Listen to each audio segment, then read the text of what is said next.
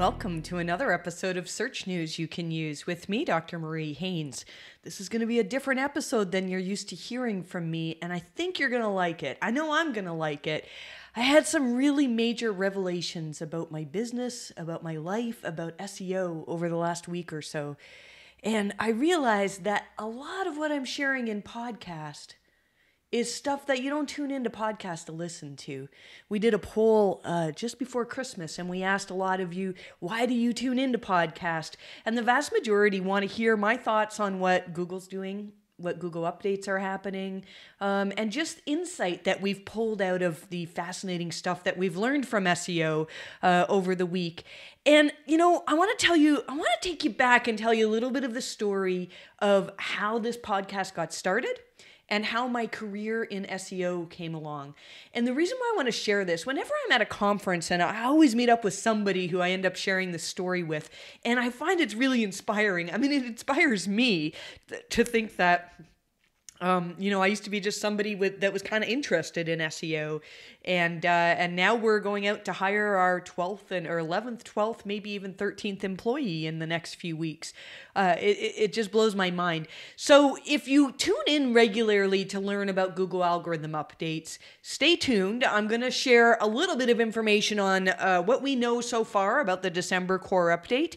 If you don't want to listen to that, I've written an article. I got asked to write an article for Search Engine Land that was published just before Christmas and shares everything that we think so far about this core update. So I'll share some of that later on in this podcast episode. I'm actually not going to do a Q&A today. We had some really excellent questions submitted, but I have enough to talk about already, and so we'll push that to another week. So let me get right in and start talking about some of the revelations that we had. So first of all, I mean, 2020 has been a year that we'll never forget. Honestly, when you're looking back on your life decades from now, you'll always remember where you were in 2020. This year has disrupted so many things. I know many of you have suffered losses. You know, a lot of people, I'm fortunate enough to not know anybody personally that has died from COVID-19. But pretty much everybody I know has been strongly affected by this virus. And so the virus has changed a lot. I know it's changed a lot of businesses, whether they work remotely or not. And it's changed a lot for us. All of my staff worked from home from the moment we had lockdown orders back in March. And I've been going into the office simply because our internet is bad. But something happened and our internet is better, and I can actually work from home now, which has made me rethink a lot of whether we need an office, what type of office we need, and that's a whole discussion for another day. But here's one of the things I realized. So New Year's Eve, I'm doing some work. And one of the parts of work is to get the bills done so that they're paid before the beginning of the month. And it happened that David and I paid off a huge debt that we had. And this happened on New Year's Eve. And I thought, how fitting that I can start the new year with no debt. Not no debt, we have a mortgage, but in a much better financial place. And things are happening in the business. We started with this training program that we're putting together for our new staff that are coming in. And I'm seeing my staff just blossom. They're learning so much. They're doing so well. Our clients are getting good results. Just a lot of things are really, really coming together for our business. So yesterday, I'm here working at my home office now. So we have a room above our garage. And it's so funny because David and I just about an hour ago started packing this room full of furniture because it was so echoey. And we had to go into the office to get my recording equipment because apparently all of the power is out at our office. Nothing to do with COVID, something just completely random. And they thought the power was going to be out for days. It turns out it's back now. But now I've got all my equipment here at home and a new home office. And it's just like a whole new start for me. So yesterday I'm doing research. And I'm doing client research. One of the things I've been doing lately is looking at specific sites that have come to us because they've seen a drop with the December 3rd core update. And we had a lot of clients that saw nice recoveries, but we had some clients that did not do well with this December core update. And I have been so engrossed in trying to find the patterns, trying to figure out not how to manipulate Google, but figure out what types of content are actually winning and how can we advise our clients so that they produce better content. You know, this is very different from SEO that many people practiced years ago. And I'm going to share my story about how I first got started and learned about, I learned a lot of stuff from people who their main goal in SEO was to manipulate Google into thinking they were better than they were. And I realized that, you know, that's not what Google wants. Google wants us they do want us to make changes to our website. They've produced a whole guide on how to do SEO for your website. They've produced all sorts of things to help people who do SEO. You know, I meet people, I don't meet people at parties anymore because of COVID, but when I go to parties that are not SEO parties, when I have in the past, people always ask me, does Google actually like what you're doing? Because in a lot of people's mind, SEO is synonymous with snake oil and trying to manipulate and trying to find tricks and loopholes. And if that's what you're trying to do, like, good luck to you because it's getting harder and harder to do it.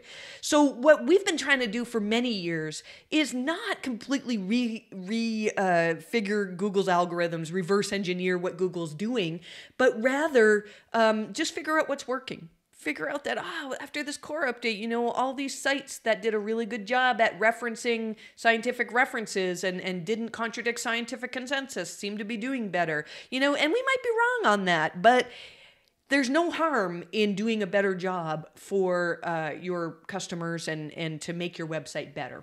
And so yesterday, I started getting up super early. I got up at just after 6. And came right up to my new office here. And I just started working on this client that saw some December 3rd drops. And, you know, my auditor who's working on this, so generally what happens is one of my team, if we're doing a review for you, my team will be the auditor. And then they come to me as they have questions or as something comes up where they go, you know what, I haven't seen this before. And we work through it. And sometimes we get the whole team involved if it's a really challenging problem that we haven't seen before. And sometimes we can pull on other, you know, one of my auditors might come to me and say, well, my client has this type of problem. And they can lean on another auditor because I can say, oh, you know what? I just went through that same type of problem with this auditor. And it's been really, really cool to watch my team kind of learn how to figure out SEO as I'm learning it as well. So as I'm doing this research on this December 3rd drop, I got completely engrossed in it. Now, part of my time yesterday was trying to figure out online school. Those of you who have children at home that have been forced into online learning, kudos to you. It's been brutal. If we can't get like a group of tech inclined people to be able to figure out whether you're sharing your screen, imagine trying to do a video call with 28-year-olds. Like the teachers, the poor teachers have been really, really struggling. So I struggled for quite a while trying to help my youngest get onto online school. And we actually, David took a bottle of wine and left it on the teacher's doorstep because she needed it after trying to deal with this online schooling. And so when I was finished doing online schooling, I spent the rest of the day just going down rabbit trail after rabbit trail, trying to investigate sites that had December drops. And I started looking, I found some information on searcher intent and things that I'm going to share with you. I was going to share them in today's podcast, but I need to learn more before I share it. And so I found a bunch of things on searcher intent and some research articles that I thoroughly enjoyed making some theories and trying to make a plan for this client to create content and to improve their website so that they can rank better. I'll tell you, some of you are probably wondering about what the problem was here. Here's a little brief overview. This particular client ranked number 3 for their main keyword. This keyword brings the vast majority of their traffic to their site. And they're number 3 behind 2 very official government sites. The government sites, they're both from the same, it's from the government of this particular country where this site is from. And so we don't expect that our client is going to suddenly rank number 1 for this query, because they are not the official governing body for this particular type of search. But what I noticed was that the government site that had position number 1 and also position number 2, the URL that was at position number 2 switched after the December core update. And it switched to one that was an incredible informational example for people who were typing out this query. And more and more what we're seeing as we analyze websites that were affected by this December core update is Google just got better at figuring out which pages answer a person's query. I'm going to give you more information on that in the future, and I apologize that I don't have it to you today. And I'll kind of explain a little bit why I don't have that today.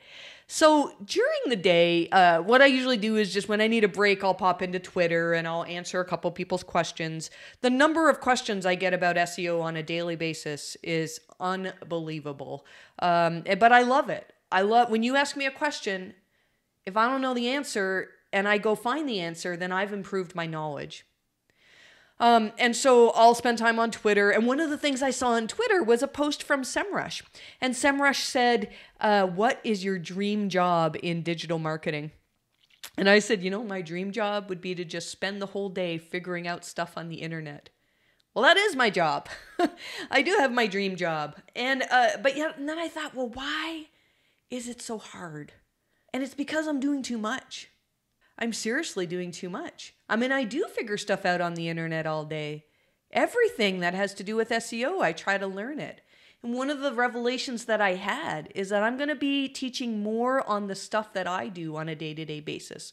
So I'm going to be teaching and speaking more on my observations that I find, my team's observations, really cool stuff that we've had happen with our clients, and maybe a little bit less on some of the stories that I'm not actively involved in. So let me tell you a little bit about the history of this company. Some of you who are listening to this podcast, I've met you at a conference and I've told you this story, and everybody always tells me it's such a cool story. And so I thought I would share it. I think some of you have not heard the story. And again, I know a lot of you, maybe not a lot of you, some of you come to this podcast to get the latest headlines on SEO. And that, you can still do that. You'll learn the most important stuff when you listen to this podcast. But we realize that most people come to us for our insight. So here's the story. In 2008, we had just had a baby, and so Isabella was born, and David just got into real estate. David used to work for Guinness, the beer company, and he used to go from bar to bar and carry kegs in. His shoulders are just wrecked from carrying kegs. When we first met, he tried to impress me by lifting a keg with one hand. He didn't tell me it was empty. It's not too hard to lift an empty keg, apparently, with one hand. But he worked really hard, and he's always wanted a job where he could be a professional as opposed to a laborer.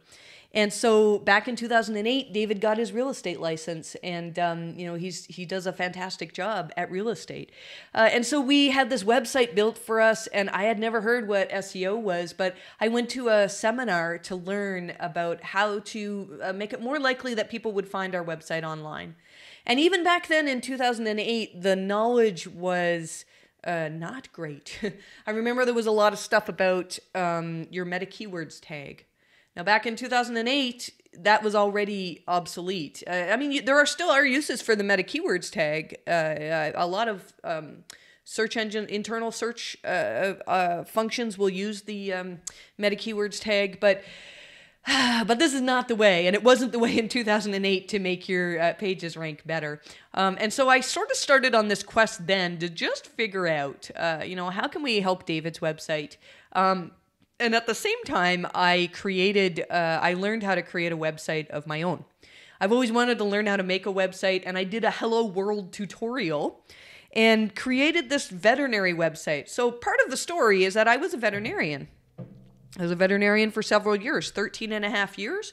And before that, my whole life was dedicated to looking after animals. I had a job from 14 years of age at an animal clinic, and I did everything I could to be the best veterinarian that I could be. And at the time in 2008, definitely my most prestigious client was Stephen Harper, the Prime Minister of Canada. And I used to see his daughter all the time with her hamster.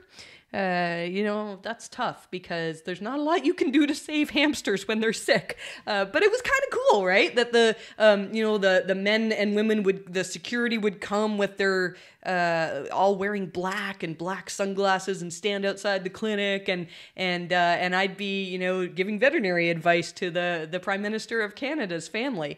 That blows my mind, right? Like that things that like that can happen. And I loved being a veterinarian. And then this thing happened where I hurt my back. My back has had so many problems, and I don't like to complain about it. It's doing quite well recently, so that's a good thing. And when I first hurt my back, though, I was stuck on my couch. Not literally, I could crawl off the couch, but I couldn't do much else. It was a challenge to even get to the bathroom when I hurt my back, and I was that way for a good 6 weeks. So we bought a laptop. And I did a Hello World tutorial on about.com and learned how to make a website. And I created this veterinary website. You can find it online if you want to, but just know that I've barely touched it in years. It used to perform really, really well. And now it doesn't. And it's been a good monitor of, and it shouldn't because I don't have EAT as a veterinarian anymore. I still have some expertise from the past, but I'm not actively a veterinarian, and it shouldn't be something that Google wants to rank. But it got me really interested in SEO. So I used to hang out in the SEO chat forums. There used to be an actual forum. I think they're gone now. I know they went defunct for a while, and somebody tried to revive them, but they're gone now. And every day I would be in there asking questions. And slowly, bit by bit, people would ask questions where I actually knew the answer to it. So David and I were talking about this last night, and I said, in 2011, when Panda came out, and David goes, "What date was it?" Because he knows that I remember like all the dates. They were so important. I remember when Panda came out, and it really bothered me last night. I thought it was April 23rd. It was February 23rd, 2011 that Panda first came out. Now, I wasn't an SEO at the time. I was just somebody who was interested in SEO. But what I saw was in all the forums, so many sites were struggling and people didn't know what it was about.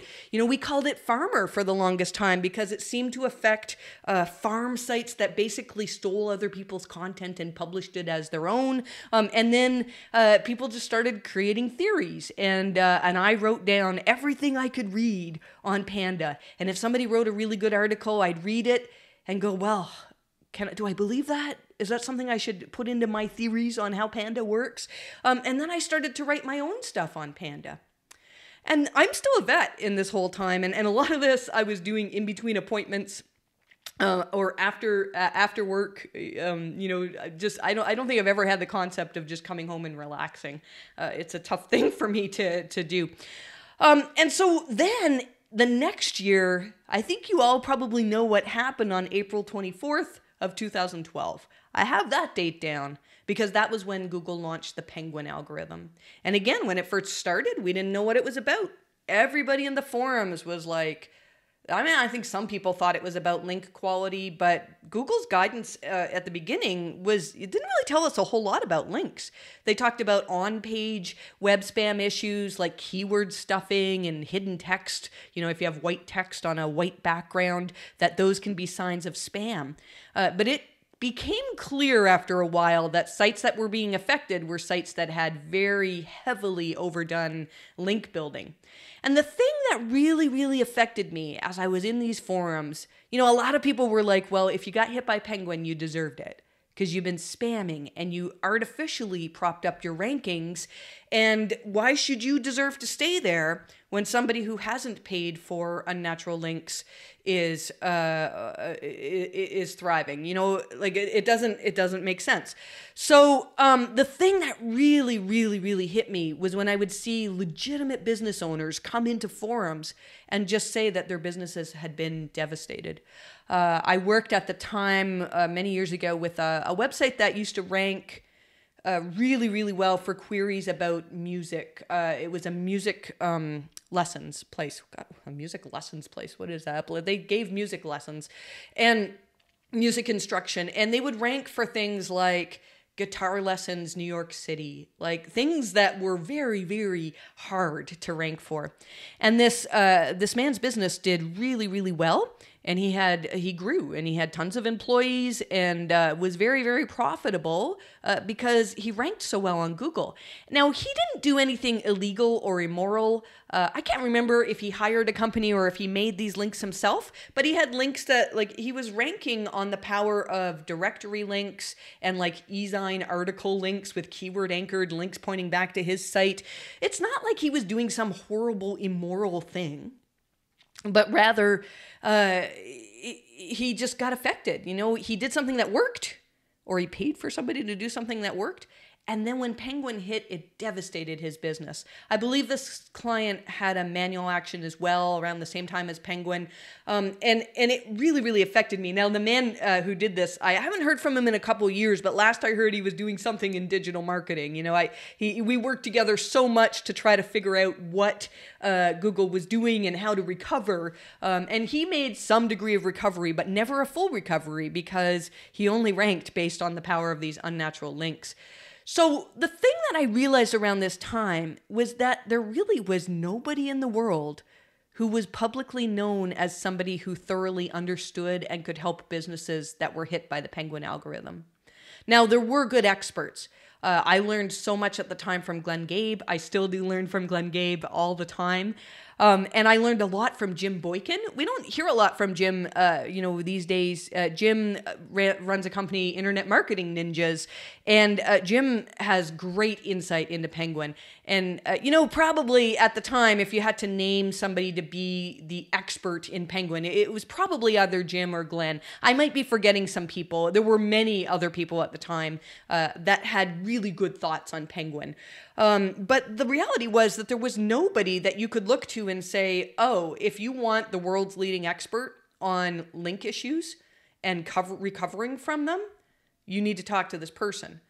And so I don't know if it was a conscious decision where I said, well, maybe I could be that expert. I really don't think it was. I don't think I thought that I would be a leading expert. And I don't claim to have Penguin completely figured out, but I do think that there's probably nobody outside of Google on the planet who has put more time into reading stuff about Penguin and trying to understand it than I have.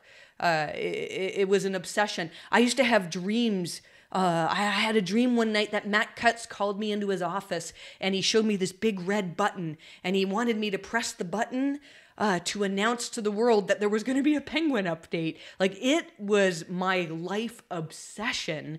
And at the same time, I was still a veterinarian. But at the same time, life happens. You know, I started learning SEO because I hurt my back. And then in 2012, just a couple of months after Penguin first rolled out, I had another blow, although it really wasn't a blow. I was pregnant again with our second daughter, Daisy, and Daisy's now 8 years old. And I was put on bed rest. So with my first pregnancy, I had some issues. I had some bleeding issues and some other things where we were really worried that Isabella wouldn't survive. And not only did she survive, I mean, she was perfectly healthy and she's a fantastic 12-year-old today. But when in my second pregnancy, I had one episode of bleeding, very minor. And the doctor said, nope, you can't work. You certainly can't be a vet. You just need to stay home and do nothing. So I couldn't do nothing. I stayed home. I remember we bought a new laptop. I bought the MacBook Pro, the 2012 edition. It was brand spanking new. I've had several MacBook Pros since then. And I just started learning more and more about SEO at this time. And I was thinking, what is my motivation behind this? This is part of the thought that went on during this week that I've been off and I haven't been preparing for podcasts, and I've been just kind of reflecting on my career and my business. And, it was probably about 2 a.m. last night. I think I finished work at 3 a.m. and then got up again at 6 to keep working on this because there's just so many things going through my head. But at probably 2 a.m. I thought, why do I do this? Why? Like, my life is stressful. It's fun, but it's stressful. The pressures of publishing podcasts every week are stressful. And dealing with HR issues, even though my staff is incredible, it's stressful. There's a lot of stuff. So why do I do this? Why do any of us do this? That, those of you who decided to go freelance and take on a few clients, why did you do it? I suppose money is always a driving factor. I mean, I make much more money now than I did when I was a veterinarian, and I have a lot of potential to make a significant amount of money. Most of the extra money that we earn now goes right back into the business. We're really focused on growing this business and paying our employees well. We just went through a whole series where everybody got a raise. Everybody got benefits this year. So we worked with a broker to get health benefits, which is a big deal because in Canada, a lot of stuff is covered, but not our dental coverage and a lot of medical prescriptions and things like that. So, that's pretty cool. But still, is my main motivation in putting myself through this much work, even though I love it, to make money? I don't know. And you know what I realized? I realized the secret. I have this secret that when you learn something, if you teach it to somebody, it's like you've put it in your brain in a place that's much easier to access. And so back years ago, when somebody would ask me, hey, Marie, what's the limit for a disavow file? The size limit. And I would go, I don't know. And I'd look it up. I've looked in the Google documentation and, it's 2 megabytes. Okay, well, now I know that. I didn't have to look it up for me to tell you that just now. That's knowledge that's in my head because I helped somebody with it. And I think I made this almost a hidden rule for myself that if I learned something, I had to teach it to somebody. I had to tell somebody. And that's good. But the thing is, nobody can know everything in the world. So yesterday, when we finally got online school set up and I'm just about to head up to my office and get back into my update work and figuring out the December core update, I heard Daisy and her teacher and her class going through their grade 3 teaching. And they were talking about New Year's resolutions. Well, these kids didn't know what a resolution was. And so the teacher was trying to explain it. One of the kids said his resolution was to be able to ride his bike and pet his cat while his cat's in the basket of the bike at the same time without falling down. I thought that was a really, really good New Year's resolution. It's one that I've never had. And then Daisy gave her answer, and it blew me away. She said, no one in the world knows everything. And I just want to improve myself by learning more. Now, Daisy didn't hear all of the stuff that was going on in my head and how I'm, realizing that I want to learn more so that I can teach people so that it's in my head. It's like I'm using you. As I teach you something, I'm using you to put that information in my head. But when she said that, just something clicked. No one in the world knows everything. And I realized I'm trying to be the expert on all things SEO. And I'm not the expert on all things SEO. I do feel like I'm an expert on a lot of things. Again, I don't claim to have everything figured out. And there are many people who have more knowledge in all of these areas, maybe, than I do.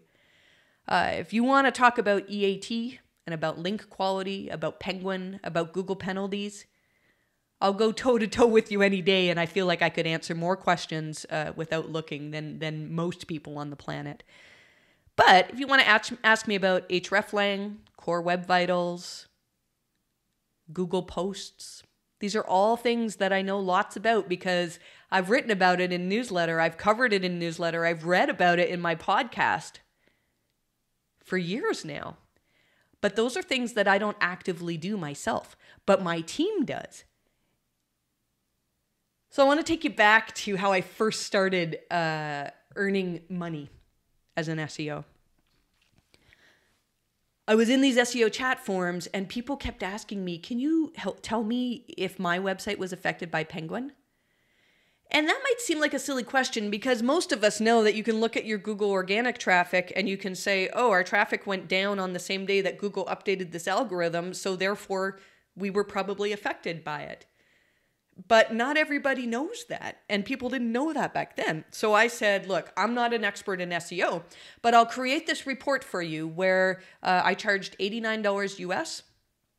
And the report was essentially, you gave me access to your Google Analytics, and I would go into Google Analytics and just take some screenshots and figure out where you affected. I'd have a quick look at links. I've been subscribed to Ahrefs for probably 10 years now, close to that. I had a quick look at your links. And, after looking at case after case after case, I could start to see the patterns that, all these sites that were affected had spammy directory links. They had all these low quality types of links. And I learned more and more and more. So as I learned more, I started to put more in my report. So instead of just looking at your links, I started to look at some competitor links and say, look, this competitor's finding links by doing these amazing things. You could do this, this, and this. And I added stuff. Now, if that client back then had asked me to look into their hreflang, for example, I would say no. That's not something I do. And so I focused on things that I knew and things that would help me learn. And here's the thing. I have access in Google Analytics to sites that I analyzed 10 years ago. Not everybody's taken me off of Google Analytics. And this has given me so much data. So when Google does something like, another update that we think, oh, is this a link related thing? We have hundreds of sites now that we can look at and go, well, we flagged this site had link related issues. So maybe we should look back at their analytics. It's just, I had no idea I was creating this great system back when this all first started. So then at some point, I started offering a Google penalty newsletter. And this newsletter, all it was, see, Google never used to tell us when they ran a major update. Occasionally, they would come out and say, yeah, we're going to run something big this week. But often what would happen is the SEO community would notice, like, oh my goodness, something huge happened. When Penguin first came out on April 24th of 2012, there was a Panda update, I want to say on like the 26th or the 27th. And then there was another Penguin update shortly after that. Or vice versa. Like there was a mixture of Penguin and Panda that all came together. And Google didn't tell us about it until about 2 weeks later. They said, oh, by the way, when you guys were all looking at Penguin and they didn't call it Penguin back then. It was a while before it got the name Penguin. But when you were looking at this other update we did, we made changes to the Panda algorithm at the same time. And I remember people were so confused and, oh, that's what it was. Around the same time, later that year, there was the exact match domain update. And that happened 2 days before or after a Panda update. And the Panda update was huge. Tons of sites were affected by Panda, but Google had only announced the exact match update.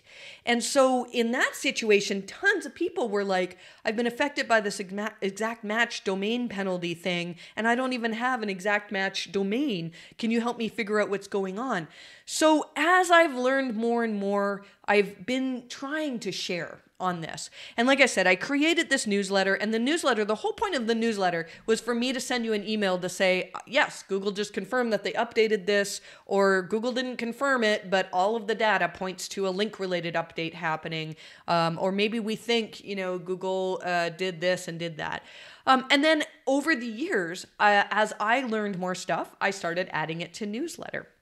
Then a few years ago, we had this idea that why don't we do a podcast? And the podcast, if you've been listening to the early episodes of podcast, early episodes were essentially me reading the newsletter. Now, I used to write the entire newsletter. And then on podcast day, I would essentially just read through it. And then I'd throw in the odd bit of like, oh, by the way, that was interesting because of this, So it was mostly just me reading my newsletter. Well, then what happened is that I decided to have a team with me. I decided to hire an employee.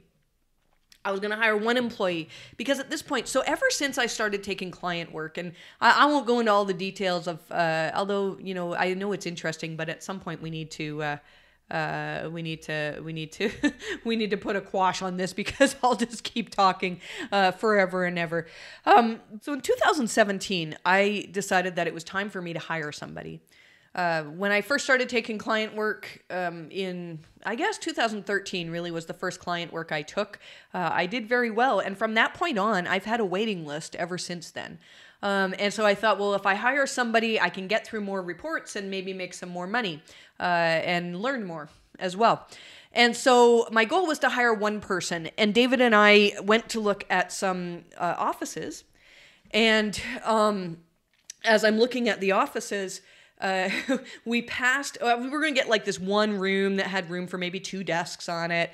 And we passed this office, and it was office number 404. And I made a joke that David didn't get because he's not techie. And he laughs about this. I can joke about it because he knows that I tease him on it. I said, office 404, nobody will be able to find us.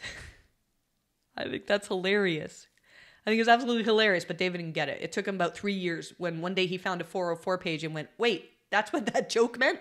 And so Office 404, but the problem is Office 404 was 3 times as big as what we wanted to buy. And it had multiple rooms, and it was something where we thought, well, maybe one day we could do this. But David is a dreamer. And David said, no, let's just do it now. Let's hire more than one person. And so we decided to hire more than one. And, one day I'll probably talk about our whole process. And I've learned a lot about hiring people. I don't claim to have all the, the expertise in that area, but we've done really well. In the years that we've been doing this, we had one employee we had to let go. And he was a lovely, lovely person, but just wasn't a good fit for this type of work. And so we learned from that. He's doing well as far as I can hear. But we've done really, really well with getting good people into MHC. And so we ended up hiring 3 people instead of 1. And it wasn't long before our 4th came along.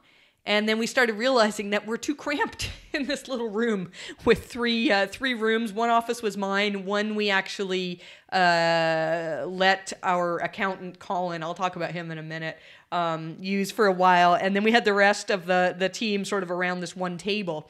And then we thought, well, let's see where we could move to. So we stayed in the same building, and we got a bigger office, and this was office number 300. And I joked that we should be a 301, right? If we were 404 and nobody could find us, then we 301 to another office. But we moved into office 300. But get it, we ran out of space. We had too many people. We hired a few more people, and we were so hot in that office because all the computers were on all the time, and it was just boiling hot. We had amazing sunlight, but it was really hot. So guess where we moved to?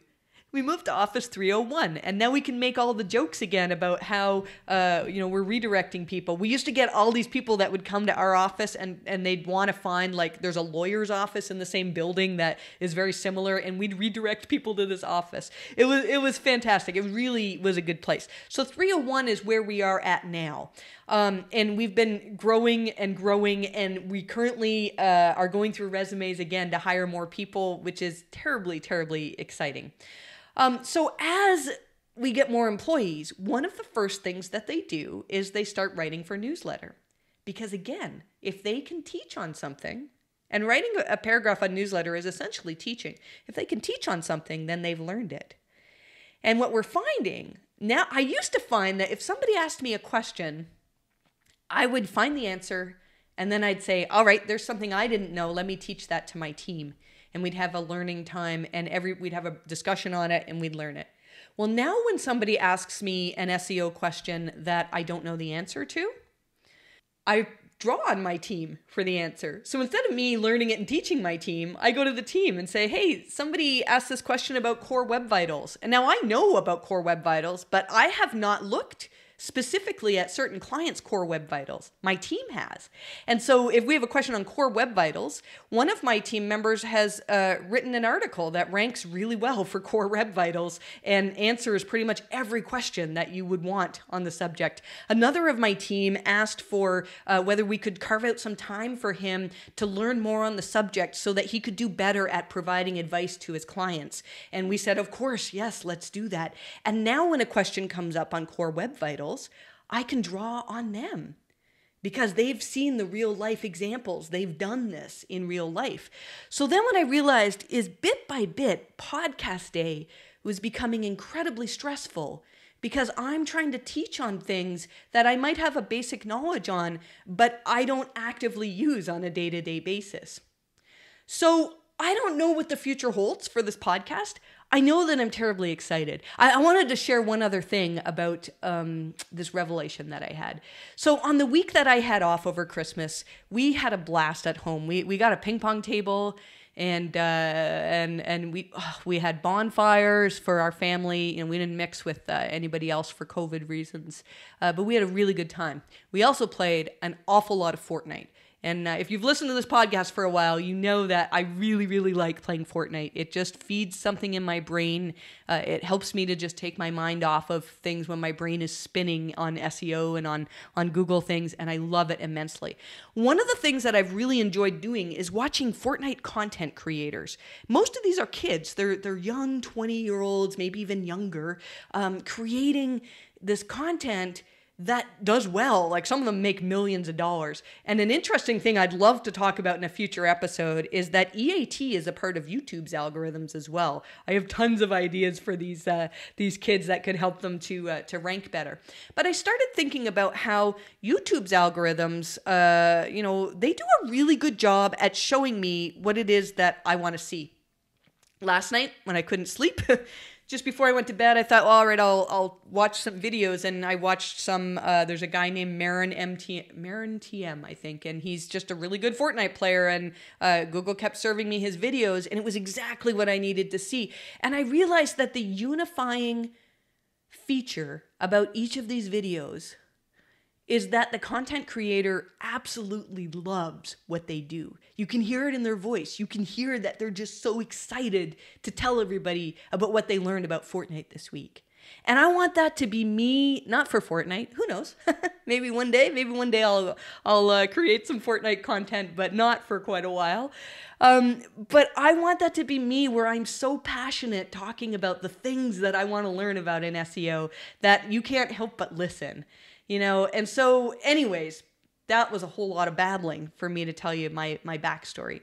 I wanted to share it because some things are going to change. So you're going to find that this podcast is more just me talking about my thoughts and about the things that I've learned. And I'm going to teach less and less on things that are not a part of my day-to-day workload. But that doesn't mean that you're going to have less of that in newsletter. My team writes the vast majority of newsletter now. And although I stay up to date with it so that I can talk about it on podcast, now I don't need to get into that level of understanding on absolutely everything in SEO. Hopefully that makes a lot of sense. Our reports, if you're a client of ours, have not changed. I'm still meeting with each of my auditors to go through all of our reports, our site quality reviews, we're still working on perfecting that whole process. But just know that some really exciting things are happening in my life. So I feel like we've reached this point where the MHC team, they have more knowledge on many subjects than I do. And when I realized this last night, I actually burst into tears because this is my dream. My dream, when I said, I don't know why I do this. You know, my dream is to have a whole group of really smart people who are just as obsessed about understanding Google and about helping business owners as I am. And I have such an incredible team that works around me and with me. And we've been through so much this year with COVID and working remotely. And my team have been such an incredible support. I'm so, so proud of them. And I'm so proud that this business has come out of me just trying to be interested in learning stuff. So, I had hoped to get into a little bit more on the December core update, and I will in the future episodes. As I learn stuff, I'm going to share that with you. And if you enjoyed me just rambling, then please let me know. On Twitter is usually the best way to do that. There's some really good stuff in newsletter this week on improving content to improve, to be better at meeting users' needs. And I've just realized I do need to share with you this information from Ahrefs. So we, and don't worry, I know this is a sponsored thing, but it's going to be very helpful as well. So I do want to leave you with this one fact. We haven't covered our sponsored part of newsletter yet. And this has been something we've struggled with as well, because we have many companies now that want to sponsor us and want me to talk about how amazing their product is. And there's not enough hours in the day for me to try out every product. But I use Ahrefs on a daily basis. I asked my team yesterday, how often would you say you use Ahrefs? Like a couple times a week, and the vast majority of my team are in it multiple times per day. It's such a fantastic tool. As those of you who are podcast listeners will know, what I've been trying to do is, even though this is sponsored content, is just share stuff that would help people even if you don't want to become a customer of Ahrefs. Ahrefs shared this tweet this week about part of their content tool, their keyword tool, that allows you to actually see questions for certain keywords. And I've shared this in newsletter. If you're a free or a paid member of newsletter, you'll see this process that you can go through.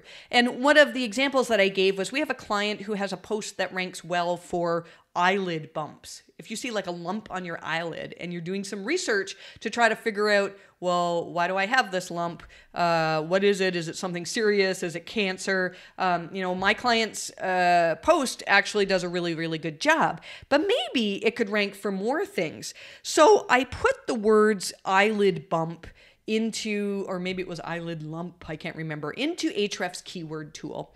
And what the keyword tool did was give me the many different things. It can do a lot of things, and I can't explain all of it in this Ahrefs podcast sponsored section. But one of the things that it did was show me questions that are common questions that users have in regards to eyelid bumps. And so what I've done in newsletter is essentially said, look, you can take these questions and some of them should be headings on your post. And some of them should be just worked into the text in your post. And if you do this, you'll find that your content does a better job at meeting the needs of more searchers. And I truly feel that this is the goal of the December core update. We've seen websites that we do feel like Google did a reassessment of EAT. And one of the things I talked about in newsletter this week, and also in my Search Engine Land article that I was honored to write just before Christmas on this, I talked about some of our theories and what we're seeing. And, we have some clients that have been working very hard at improving their EAT that saw some changes, some nice changes with this update. And I do feel like Google did, I think with every core update, they kind of reassess EAT. And they have new factors. A lot of EAT probably comes from information that is in Google's knowledge graph. And as the knowledge graph grows, your ability to be seen as a trustworthy site can change as well. If I start talking about this now, I'm going to be another hour and I'm not going to have any voice left. So you're going to have to stay tuned for future episodes, or you can find the newsletter at mariehaynes.com/newsletter. If you're listening to this podcast on YouTube, right now we just have the voice on YouTube. I one day we'll probably make this a video thing, but you can get this on YouTube. If you subscribe to us on YouTube, you'll be able to see in the future we're going to have more webinars. We've done plenty of webinars on EAT and other subjects, but that's something that's in the future as well. And if you are, whatever platform you're on, Spotify, Google Play, YouTube, wherever you are, I would greatly appreciate if you can leave me like a like or a thumbs up, or look at me, I'm sounding like a YouTuber now, right? I'm like one of these Fortnite content creators. When Daisy was barely able to talk, when she was like 18 months old, we realized that maybe she was watching too much YouTube, because one night I said goodnight to her, and as I'm closing her door, she says, "Mommy." I said, "Yes, Daisy." She says, don't forget to like and subscribe. She's 18 months old at the time. Anyways, if you have the ability to like and subscribe to this podcast, that would help me. If you have thoughts on this type of format as I'm just rambling, I'd love to hear your thoughts. You can find me on Twitter at Marie_Haynes. You can reach out to MHC if you want to hire my team and I to look at your website and give you help on how you can improve your website to not only do better on Google, but also do better in searchers' eyes. Our website is mariehaynes.com. You can find the newsletter at mariehaynes.com/newsletter, and you can reach us at help@mariehaynes.com. Thanks so much for listening, and I wish you the best of luck with your rankings.